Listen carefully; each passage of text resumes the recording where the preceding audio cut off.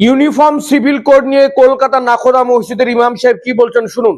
मुस्लिम लड़के से हिंदू लड़की शादी कर लेती है तो लव जिहाद होता है, लेकिन अगर कोई हिंदू जो है मुस्लिम लड़की से शादी करता है तो वो क्या होगा। यूनिफॉर्म सिविल कोड जो है ये न तो देश के हित में है न देश के जनता के हित में है, इसलिए यूनिफॉर्म सिविल कोड लाने से भारत के किसी भी कम्युनिटी का भला है तो बता दीजिए। দোস্ত, এই বিল আসলেই কোনো জাতির কোনো উপকারে আসবে না, কিন্তু মুসলিম জাতির এতে ক্ষতি হবে।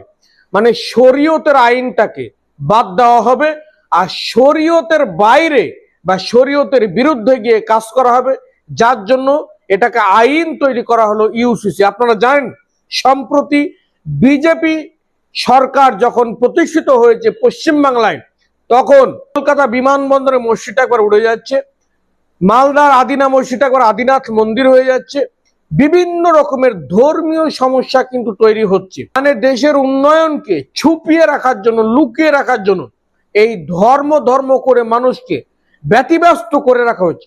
তার মধ্যেই হুট করে চলে আসলো ইউসিসি বিল। এই বিল নিয়ে আপনাদের রায় কি? কমেন্ট সেকশনে লিখুন এবং সত্যটাকে শেয়ার করুন।